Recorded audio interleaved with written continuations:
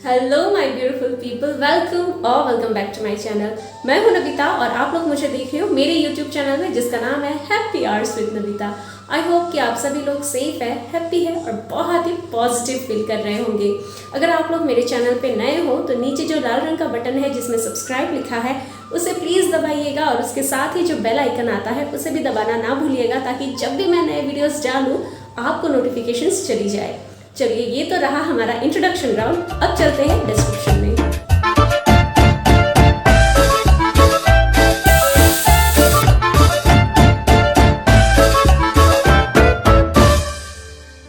मैंने जो पिछला वीडियो डाला था हर्बल शैम्पू का, उस वीडियो को लेके मुझे बहुत ही अच्छा रिस्पांस मिला। Response not in terms of views या कमेंट उस वीडियो के नीचे, लेकिन मुझे व्हाट्सएप पे कई सारे मैसेजेस आए और काफ़ी लोगों ने मुझे कॉल किया और बताया वो भी उसी प्रॉब्लम से जूझ रहे हैं। जैसे कि मैंने उसी वीडियो में कहा था, मैंने कई सारे चेंजेस को इम्प्लीमेंट करने के बाद उसके बाद जाके मेरा जो हेयर फॉल था वो कंट्रोल हुआ था या रिड्यूस हुआ था। तो मैं आज एक ऐसा रेमेडी लेके आई हूँ जिसके यूज से मेरा जो हेयर फॉल था वो 70 to 75% कंट्रोल हुआ था। हेयर फॉल के कई सारे रीज़न हो सकते हैं और मैं यहाँ उन लोगों को एड्रेस कर रही हूँ जिन्होंने एक्सटर्नल यूज़ की वजह से अपने हेयर को डैमेज किया हो और उसी की वजह से हेयर फॉल हो रहा हो, जैसे कि extensive use of heat, chemicals या बहुत सारे ब्लीचिंग करवाए हो अपने हेयर में। उन सारे लोगों के लिए बिलीव मी, ये तेल आपके लिए रामबाण हो सकता है। इस तेल के इस्तेमाल से भी अगर आपके हेयर फॉल जो हो रहा है उसमें कोई फर्क नहीं आ रहा है तो बिलीव मी, आप जल्द से जल्द एक अच्छे से डर्मेटोलॉजिस्ट के साथ जाए। जैसे कि मैंने कहा था, हेयर फॉल के कई सारे रीजन हो सकते हैं,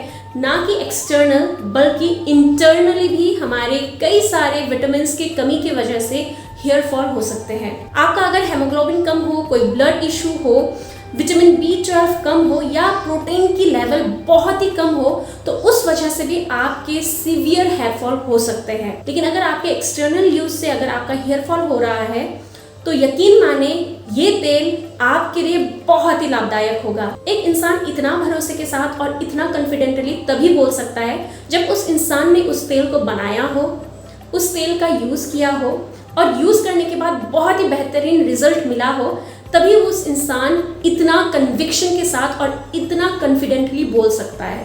बिलीव मी, आप सिर्फ और सिर्फ एक बार इस तेल को बनाइए और आप लोग अमेज हो जाओगे इसके रिजल्ट से। मैंने जब इस तेल को 2 से 3 बार यूज किया था तभी मुझे इतने गजब के रिजल्ट्स मिले और आज तक भी मैं इस तेल को बनाती हूँ और हफ्ते में एक बार जरूर यूज करती हूँ। इस तेल को बनाने के लिए मैंने यूज किया है यहाँ 5 चीजों को। सबसे पहले कोकोनट ऑयल। मैं यहाँ 2 कोकोनट ऑयल को दिखा रही हूँ, एक है पैराशूट का और एक है श्री श्री का। आप कोई सा भी कोकोनट ऑयल यूज कर सकते हो। कोकोनट ऑयल में इतनी मात्रा में विटामिन ई होता है जिसकी वजह से हमारे हेयर ग्रोथ में बहुत ही विजिबल चेंजेस नजर आ जाते हैं।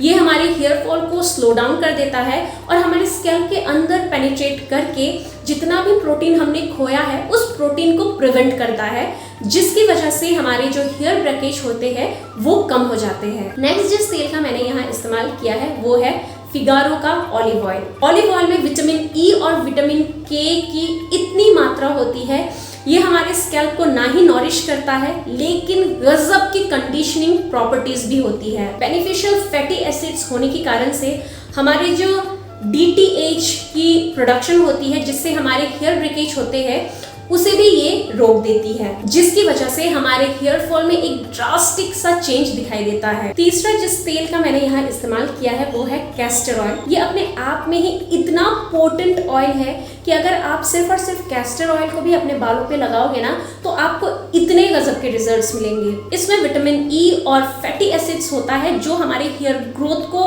बहुत ही दुगना कर देता है। ये हमारे हेयर रूट्स को, हमारी जड़ों को मजबूत बनाता है और साथ ही साथ ब्लड सर्कुलेशन को भी स्टिमुलेट करता है। फैटी एसिड होने की वजह से हमारे बालों को एक शाइन प्रोवाइड करता है, हमारे बालों को थिकर कर देता है और अगर हमारे बालों में डैंड्रफ की इशू है उसे भी ये रिमूव कर देता है।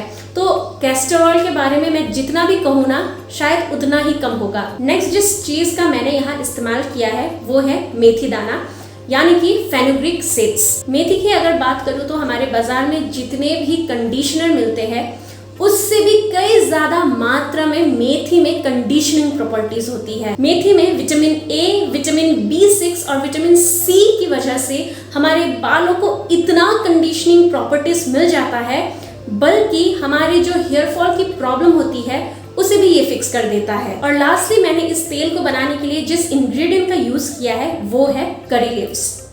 करी लीव्स में विटामिन बी होता है जो ऑटोमेटिकली हमारे हेयर फॉलिकल्स को बहुत ही स्ट्रांग बनाता है, जिससे हमारे हेयर ब्रेकेज में बहुत ही रिडक्शन हो जाती है। अगर हमारे स्कैल्प में इचनेस है या हैवी डैंड्रफ का इशू है, उसे भी ये हटाने में बहुत ही मदद करता है। मैं यहाँ ये भी दिखाऊंगी कि आपको इस तेल का इस्तेमाल कैसे करना है। वीडियो को स्किप मत कीजिएगा। अगर आपने स्किप कर दिया तो हो सकता है कि आपको उतना अच्छा रिजल्ट्स ना मिले और आप फिर बताओगे कि नबिता तुमने झूठ बोला था। जी नहीं, मैंने झूठ नहीं कहा था। एक प्रोसेस होता है इसे लगाने का। आप प्लीज इसलिए वीडियो को स्किप मत कीजिएगा। तो चलिए चलते हैं और बनाते हैं इस तेल को। सबसे पहले हम लेंगे एक लोहे की कढ़ाई। अगर आपके पास लोहे की कढ़ाई ना हो तो कोई सा भी कढ़ाई ले सकते हो। उसके बाद लगभग 1 से 1.5 कप हम यहाँ नारियल का तेल लेंगे। जितना हमने नारियल का तेल लिया था उसके आधे की मात्रा में कैस्टर ऑयल को लेंगे, और जितना कैस्टर ऑयल लिया था उसी की मात्रा में हम लेंगे ऑलिव ऑयल। अब हम कढ़ाई को रख देंगे गैस के ऊपर और फ्लेम को बिल्कुल ही लो रखेंगे। तेल थोड़ा सा गर्म होने के बाद अब मैं यहाँ डाल रही हूँ मेथी। मेथी को मैंने पीस लिया था। आप पीसी हुई मेथी का भी इस्तेमाल कर सकते हो या पूरा का पूरा मेथी दाना भी यूज़ कर सकते हो। उसके बाद मुट्ठी भर के करी लीव्स को भी यहाँ मैं ऐड कर रही हूँ। तो अगर आपने रॉ करी लीव्स को लिया है तो इसे पहले ही अच्छे से धो लीजिएगा और धूप में सुखाने के बाद ही इसे तेल में डालिएगा। मैंने यहाँ लोहे की कढ़ाई इसलिए लेने के लिए कहा है, लोहे की कढ़ाई में जो आयरन की प्रॉपर्टीज़ होती है वो भी तेल में इन्फ्यूज़ हो जाएंगी। यहाँ मेरी जो लोहे की कढ़ाई है वो बहुत ही छोटी है। जब तक इसमें एक उबाल नहीं आएगी तब तक मैं इसे इसी में ही बॉईल करूँगी। एक उबाल आने के बाद ये नीचे गिर सकती है, तब मैं इस तेल को बड़ी कढ़ाई में शिफ्ट कर लूँगी। आपको यहाँ सिर्फ ये ध्यान देना है कि फ्लेम हमारा हमेशा कम हो। चम्मच की मदद से हम इसे कंटिन्यूसली स्टर करते रहेंगे, नहीं तो उबाल आने के बाद ये पूरा का पूरा जो तेल है वो गिर जाएगा। तेल में एक उबाल आ चुकी है, इसलिए मैंने इस तेल को एक बड़ी कढ़ाई में शिफ्ट कर लिया है। अगर मैं इसे बड़ी कढ़ाई में शिफ्ट ना करती तो पूरा का पूरा तेल नीचे गिर जाता। 10 से 15 मिनट इसे लो फ्लेम में पकाने के बाद अब हमारा तेल बनके बिल्कुल रेडी है। मैं इसे ठंडा होने के लिए छोड़ दे रही हूँ। अब हमारा तेल ठंडा हो चुका है और एक छन्नी की मदद से इस तेल को अच्छे से छान लेंगे और एक एयर टाइट बॉटल में इसे रख देंगे। तेल को लगाने से पहले आप अपने बालों को अच्छे से कंघी कर लेना। उसके बाद एक एंगल्ड कोम को लेना और सेंटर पार्टीशन कर लेना। ऐसे कटोरी में तेल को लिया है। अब सिर्फ आपके उंगली के जो टिप होते हैं उसकी मदद से हम तेल को सिर्फ अपने स्कैल्प पे डिपॉजिट करेंगे। ऐसे दबाएंगे, ठीक है। ऐसे बहुत ही हल्के हाथ से हमें तेल को दबाना है। आप एक ही बार में अपनी हथेली में तेल को लेके ऐसे रगड़िएगा मत। फिर से मैं कंघी को ले रही हूँ। फिर से अपनी मांग को निकाल के हाथों को फिर से डिप करके, यहाँ आप नाखून का इस्तेमाल मत करना, फिंगर टिप। फिर से हम दबाएंगे। आप प्लीज ऐसे रगड़िएगा मत अपने बालों को, क्योंकि हमारे रूट्स जो है, हमारे हेयर फॉलिकल्स जो है वो बहुत ही कमज़ोर हो चुके हैं। इसलिए अगर हम इसे रगड़ेंगे तो हमारे हेयर फॉल होने के और भी चांसेस हो जाते हैं। इसलिए मैंने वीडियो को पूरा देखने के लिए कहा है। अगर इन सारे स्टेप्स को आप फॉलो नहीं करोगे तो आपका हेयर फॉल नहीं रुकेगा और तब आप ये मत कहिएगा कि नबिता ने झूठ कहा था। जी नहीं, मैंने सच कहा था। आपने वीडियो को पूरा अच्छे से नहीं देखा। सिर्फ टिप में लेना है एंड देन डिपॉजिट इट। ऐसे जब हम अपने पूरे स्कैल्प में तेल को लगा लेंगे, उसके बाद एट लास्ट फिर से हम फिंगर टिप्स की मदद से एक हल्का सा मसाज देंगे। मसाज नहीं, सिर्फ दबाना है। इससे क्या होगा, हमारा ब्लड जो है वो सर्कुलेट हो जाएगा।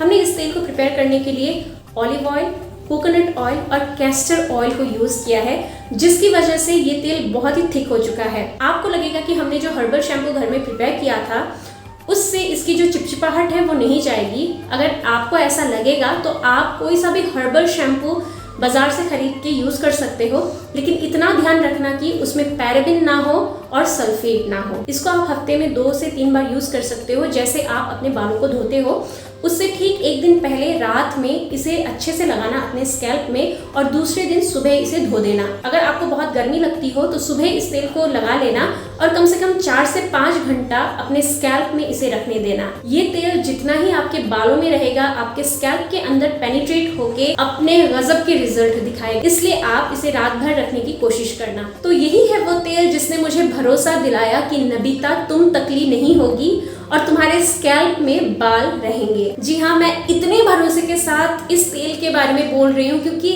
सच में इसने बहुत ही गजब के रिजल्ट्स मुझे दिए हैं। इसीलिए मैं आपसे बोल रही हूँ कि एक बार इस तेल को प्लीज बनाइए और इसे यूज कीजिए। आप यकीन माने सिर्फ और सिर्फ 2 या 3 बार यूज करने के बाद ही ये इतना विजिबल चेंजेस आपके बालों में दिखाई देगा। अगर आप इस तेल को बनाओगे तो 3-4 बार यूज करने के बाद आप देखना कि ये आपके लिए लाभदायक रहा है या नहीं।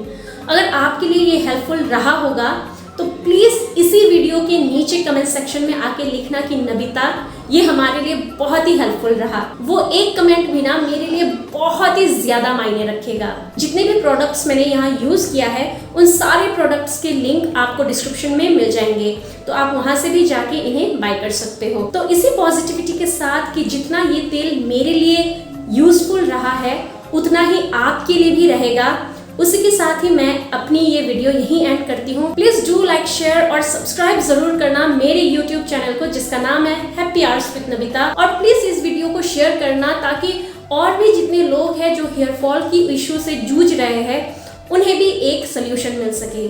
सो with this, tata, stay tuned to my channel.